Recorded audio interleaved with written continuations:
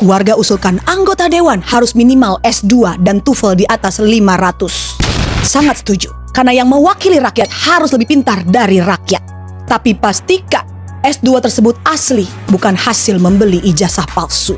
Jangan ada lagi anggota parlemen yang hanya lulusan SMA, sedangkan di perusahaan swasta yang memberikan gaji UMR tanpa tunjangan mega bintang mengharuskan setiap pelamarnya minimal S1. Anggota parlemen juga harus memberikan SKCK yang menjelaskan kalau mereka bukan bekas koruptor, narapidana, atau apapun yang bersangkutan dengan hukum. SKCK hal yang sangat biasa, bahkan untuk melamar pekerjaan yang bergaji UMR pun diperlukan SKCK. Sama untuk pekerjaan lainnya, mereka juga seharusnya mengantri untuk tes tertulis dan juga wawancara.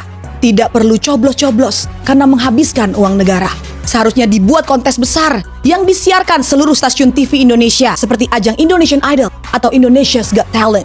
Mereka yang terpilih dari tahap seleksi akan maju ke babak berikutnya, ditonton oleh seluruh rakyat Indonesia, memaparkan visi dan misi mereka, dan rakyat akan memilih melalui voting SMS. Lebih efektif dan efisien dibandingkan harus mengeluarkan dana kampanye. Tidak perlu mencetak kaos, baliho, pasang spanduk, dan juga mengeluarkan amplop-amplop serangan fajar.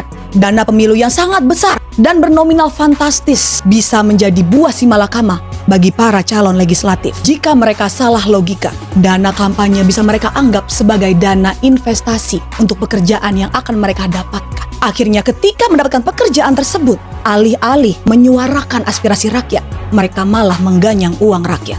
Sama seperti orang mencari kerja kebanyakan untuk menyandang status yang sangat prestigious. Mereka harus berpenampilan menarik, good looking, IPK minimal 2,75. Mereka harus bisa Microsoft Office dan Canva untuk membuat presentasi. Mereka juga harus pandai berpublic speaking agar di depan pers tidak mengatakan rakyat tolol sedunia. Jika mereka bisa semua, benar-benar menguasai ilmunya, mereka tidak butuh lagi staf khusus di bawah mereka yang menghabiskan uang negara. Kalau perlu, mereka harus dibekali ilmu bela diri supaya tidak perlu lagi ada tunjangan pengawalan.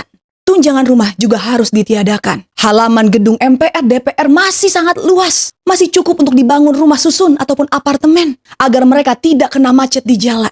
Dari apartemen di halaman DPR MPR, mereka bisa turun jalan kaki dan menyehatkan badan. Tidak perlu rapat di hotel-hotel bintang 5. Karena kembali lagi, semua itu menghabiskan uang negara. Jika akses ke DPR tinggal berjalan kaki, mereka tidak perlu lagi pengawalan khusus ninu-ninu, tetot-tetot. Karena sesungguhnya hanya ambulans dan damkar yang berhak dapat perlakuan istimewa di jalan.